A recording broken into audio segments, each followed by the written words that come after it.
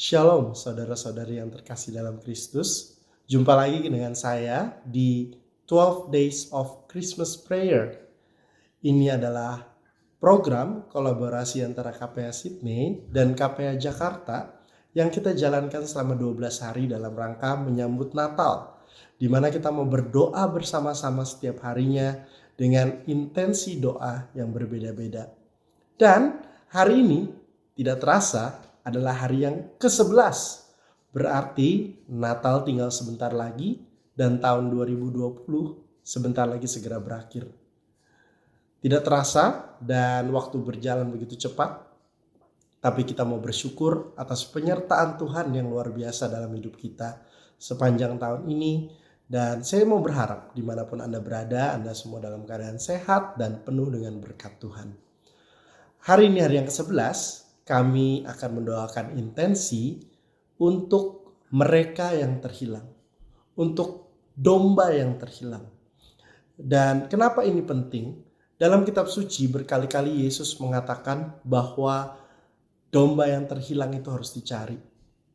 Ada satu cerita dalam kitab suci di mana Yesus mengatakan ketika ada seorang gembala memiliki 100 domba dan satu dari 100 domba tersebut pergi meninggalkan kawanan, maka gembala tersebut akan pergi meninggalkan 99 domba tersebut untuk mencari satu domba yang terhilang.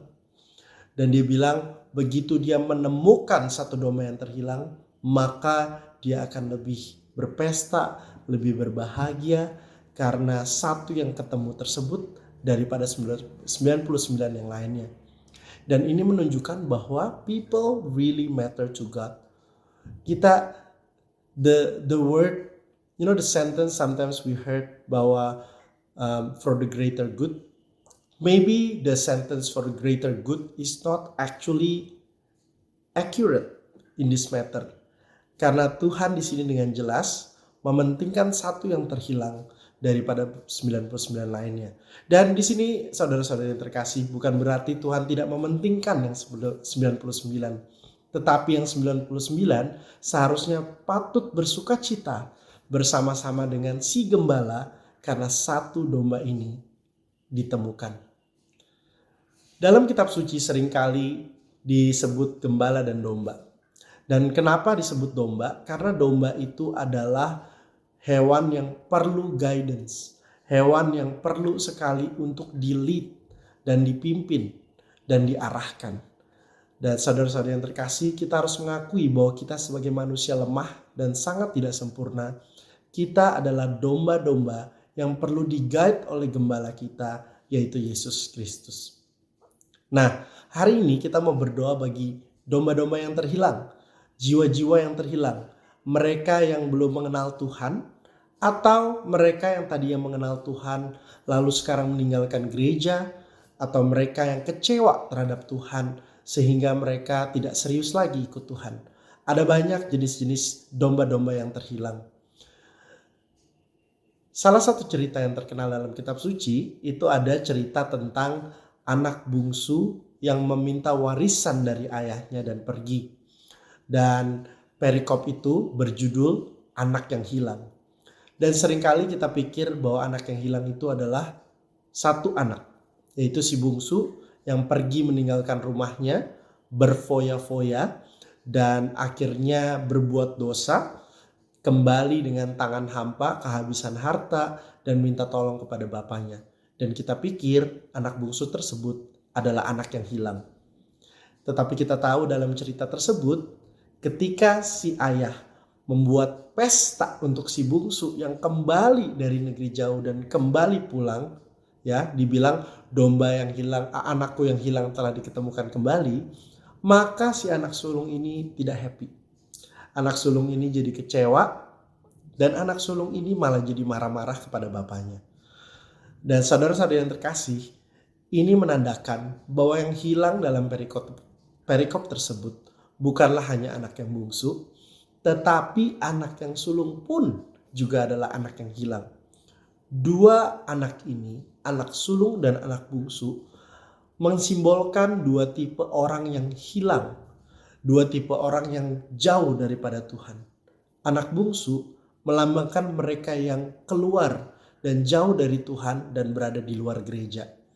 Sedangkan anak sulung melambangkan mereka yang sebenarnya ada di dalam gereja, namun mereka jauh daripada Tuhan. Sangatlah mungkin seseorang aktif di gereja, pelayanan, berkomunitas, tetapi kehidupannya tidak punya relasi yang baik dengan Tuhan. Sehingga walaupun dia ada di dalam gereja, tapi sesungguhnya dia tidak melakukannya dengan motivasi yang benar dan tidak murni. Sehingga ketika banyak hal terjadi tidak sesuai dengan keinginannya, dia kecewa. Ada banyak orang yang tadinya rajin melayani Tuhan, tetapi karena kecewa dengan pemimpin rohani, dengan orang-orang yang ada di gereja, sehingga pada akhirnya meninggalkan gereja. Di sini saya bukan mau membenarkan orang-orang gereja yang mengecewakan dan mungkin bahkan jadi batu sandungan. Tetapi seringkali karena motivasi kita tidak murni untuk melayani Tuhan, yang terjadi adalah ketika kita melayani dan kita tidak mendapat apresiasi yang baik dari sesama kita, kita jadi kecewa. Padahal teman-teman, saudara-saudari yang terkasih, sesungguhnya pelayanan kita bukan untuk mendapat appreciation dari manusia. Tapi pelayanan kita adalah untuk memuliakan Tuhan. Patutlah kita pertanyakan motivasi kita ketika kita kecewa berlarut-larut dan bahkan sampai meninggalkan Tuhan, ketika kita merasa kurang di-appreciate oleh manusia. Padahal pelayanan kita adalah untuk Tuhan dan bukan untuk manusia. Dan hari ini kita benar-benar mau mendoakan mereka yang terhilang. Dan saya rasa kita mau berdoa bagi mereka yang belum mengenal Tuhan, yang belum ada kesempatan untuk diberitakan tentang Tuhan. Dan dalam kitab suci ada tertulis bahwa bagaimana mereka bisa mendengar tentang Tuhan jika tidak ada yang memberitakannya. Atau ada orang yang sudah tahu tentang Tuhan tetapi tidak mau percaya tentang Tuhan.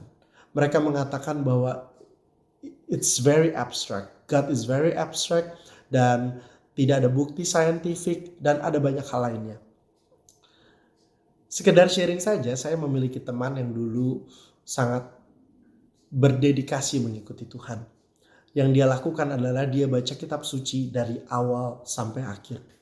Surprisingly, what happened adalah ketika dia selesai baca kitab suci, dia malah tidak percaya kepada Tuhan.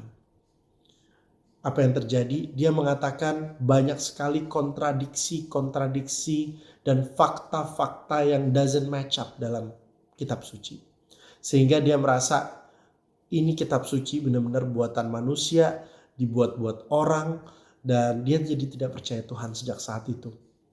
Dan saya punya conversation dengan dia, tetapi tentu saja saya tidak bisa memfirmankan banyak hal karena sebenarnya dia udah tahu seluruh isi kitab suci. Inilah bahayanya ketika kita baca kitab suci tanpa guidance yang benar dan tanpa pengertian yang benar. Kita tidak boleh baca kitab suci sebagai buku sejarah, tetapi kita harus baca kitab suci sebagai buku iman. Dan ini yang terjadi dengan teman saya. Dan saya cuma mau bilang bahwa kita harus berdoa untuk orang-orang seperti ini sehingga pada suatu saat nanti Tuhan bisa sentuh hati dia. Dan berdoalah agar Tuhan pakai kita untuk menyentuh hati mereka sehingga mereka bisa percaya lebih lagi kepada Tuhan. Saya juga punya teman yang tidak percaya Tuhan, yang called himself atheist. Tetapi waktu saya punya conversation dengan dia, yang menarik adalah dia mengatakan bahwa saya percaya bahwa there is this higher being, more powerful than us, lebih berkuasa daripada kita. Tetapi dia tidak percaya itu adalah Tuhan yang kita sembah, sama. Dan dalam hati saya bilang itu Tuhan. Tetapi dia gak percaya dengan Tuhan yang kita sembah, dia hanya percaya bahwa there is this higher spiritual being. Dan banyak lagi cerita-cerita saya sepanjang saya dari high school, uni, ketemu dengan orang-orang yang tidak percaya Tuhan ataupun ateis. Dan dari situ saya punya satu pemahaman bahwa sesungguhnya, saudara-saudari yang terkasih, semua orang sesungguhnya ada kekekalan dalam hati mereka. Sesungguhnya dalam hati setiap orang, they're longing for something that they want to worship. Dan itu semua karena kenapa? Karena it is our nature. Sebagai orang-orang ciptaan Tuhan, Kita mau untuk mendekatkan diri kita dengan si pencipta kita. Kita mau menyembah pencipta kita. Tetapi banyak orang tidak percaya dan tidak mau untuk mengerti tentang hal itu dan tidak mau menerima tentang kasih Tuhan. Maka itu adalah tugas kita sebagai pengikut-pengikut Kristus untuk menjadi saksi hidup bagi mereka. Saudara-saudara yang terkasih, saya bukan mau mengajak kita semua untuk menjadi evangelis yang pergi ke pedalaman-pedalaman. Itu luar biasa dan bagus. Tetapi saya tahu bukan semua orang panggilannya untuk pergi ke pedalaman-pedalaman. Atau mungkin saya tidak mengatakan bahwa kita semua harus jadi pengajar, harus jadi pewarta, harus jadi pembawa firman, sehingga kita bisa mewartakan firman Tuhan. Itu adalah panggilan-panggilan yang luar biasa, tetapi bukan dari semua kita dipanggil untuk seperti itu. Jadi, yang saya mau ajak kita semua, mari kita jadi teladan dimanapun kita berada hari demi hari. Dan saya mau mengatakan begini, bahwa sesungguhnya tugas kita yang utama sebagai pengikut Kristus bukanlah membawa orang pada Yesus. Saya harapkan ini jangan diambil out of context. Tapi saya mau bilang begini, kita bukan dipanggil Tuhan, dipanggil sebagai pengikut Kristus untuk bawa orang pada Yesus. Tapi tugas kita yang terutama adalah bawa Yesus kepada orang-orang. Artinya apa? Kita jadilah Yesus bagi orang-orang sekitar kita. Jadilah Yesus bagi teman-teman Unimu. Jadilah Yesus bagi teman-teman pekerjaan Anda. Jadilah Yesus bagi teman bisnis, teman gym, keluarga Anda, dan saudara-saudara Anda, teman komunitas, teman hobi main badminton, teman main futsal, teman apapun itu semuanya. Dimanapun kita berada, tugas kita yang terutama adalah kita bawa Yesus kepada mereka. Sehingga ketika mereka melihat Yesus ada di dalam kita, kita testify dengan kehidupan kita sehari-hari, dengan cara kita berkata, cara kita berbuat, dengan kita menunjukkan kesabaran dan perbedaan respon yang berbeda dari orang-orang biasanya. Tapi kita punya respon yang luar biasa karena kita disertai Tuhan. Itulah yang patut kita lakukan hari demi hari. Dan dengan ini kita bisa ambil bagian dalam misi Tuhan Yesus untuk menyelamatkan domba-domba yang terhilang. Dan itulah yang Tuhan inginkan dan Tuhan rindukan dari kita semua. Maka marilah saudara-saudara yang terkasih, saya ajak pada hari ini, 2 hari lagi Natal akan tiba. Mari kita mau berdoa bersama-sama untuk intensi yang khusus ini, yaitu untuk agar domba-domba yang terhilang dapat diselamatkan, dapat diketemukan, sehingga orang yang tadinya belum mengenal Tuhan Yesus jadi mengenal Tuhan Yesus. Mereka yang tadinya tidak percaya jadi percaya. Mereka yang ragu jadi pasti. Dan marilah kita juga berdoa agar kita ambil bagian, agar kita dipakai sebagai alat Tuhan untuk membawa domba-domba yang terhilang kembali kepada Tuhan Yesus. Dan itulah seharusnya menjadi kerinduan kita dan menjadi goal kita dalam hidup mengikuti Tuhan. Saudara-saudara yang terkasih, apapun pelayanan Anda, ujung-ujungnya kita harus mencari jiwa. Mau Anda usher, mau Anda konsumsi, mau Anda worship leader, mau Anda singer, mau Anda lektor, lektris, mau Anda adalah misdinar, mau Anda adalah penyanyi kur, apapun itu pelayanan Anda. Pada akhirnya, ujung dari pelayanan kita adalah jiwa. UUJ, bukan UUD, ujung-ujung duit, tetapi UUJ, ujung-ujungnya jiwa. Maka hari demi hari yang harus kita pertanyakan, yang harus kita refleksikan setiap hari, apakah perbuatan saya akan berpotensi atau dapat membawa jiwa lebih banyak lagi kepada Tuhan. Dan itulah harapan saya, dan saya harapkan ini harapan kita semua. Dan marilah kita mau tutup renungan pada hari ini dengan doa bersama-sama. Saya harap Anda ambil waktu sebentar untuk berfokus dan kita berdoa bersama-sama. Dalam nama Bapa dan Putra dan Roh Kudus. Amin.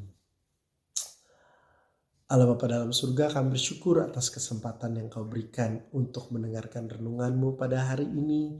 Dalam rangka menyambut Natal, kami ingin berdoa untuk intensi-intensi khusus Tuhan. Dan pada hari ini kami ingin berdoa untuk intensi kami, untuk domba-domba yang terhilang, untuk jiwa-jiwa yang terhilang.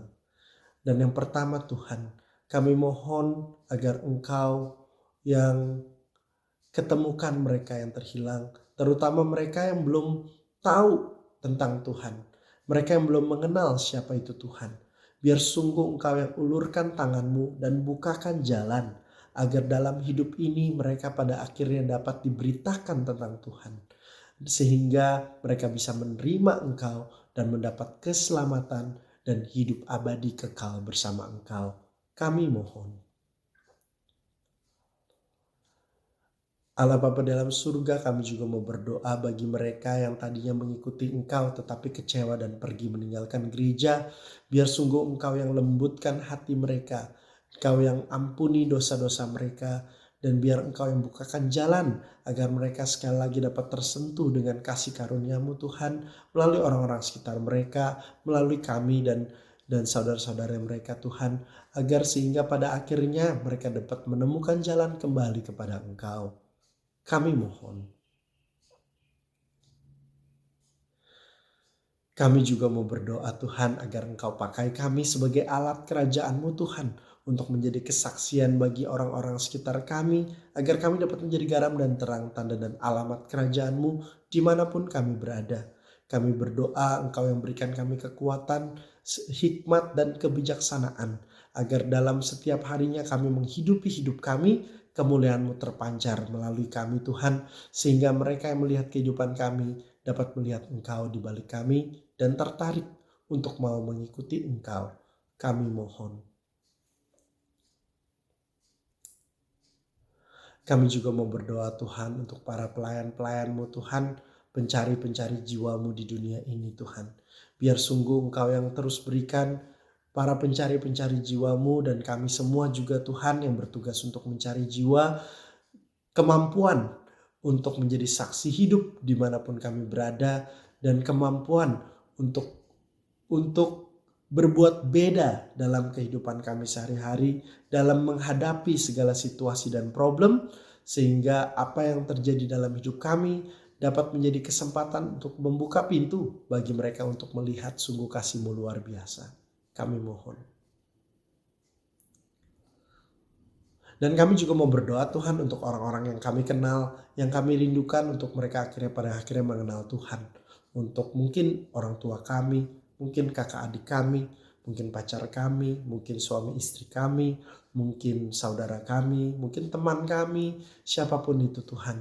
Kami berdoa Tuhan, biar sungguh Engkau yang lembutkan hati mereka, Engkau yang ketuk hati mereka, dan jangan pernah menyerah terhadap mereka Tuhan.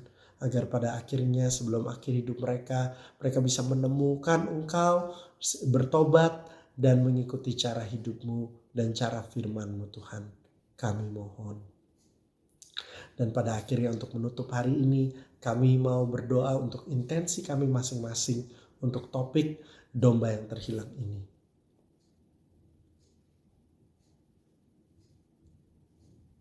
Kami mohon. Terima kasih ya Tuhan, inilah doa-doa kami yang kami mau haturkan hanya ke dalam nama Tuhan kami Yesus Kristus, Juru Selamat dan Pengantara kami. Amin. Dalam nama Bapa, Putra, dan Roh Kudus. Amin. Demikianlah hari 11 dari 12 Days of Christmas. Terima kasih. Dan biar Tuhan selalu memberkati Anda sekalian dimanapun Anda berada. Jangan lupa saksikan hari-hari sebelumnya bila Anda belum saksikan, dan kita berdoa bersama-sama. Dan saksikanlah hari ke-12 besok sebagai penutup dari rangkaian 12 Days of Christmas ini, persembahan KPH Sydney dan KPH Jakarta. Saya Renat Surya undur diri, dan saya mau berdoa biar Anda dimanapun berada dapat diberkati Tuhan. Terima kasih dan Tuhan memberkati.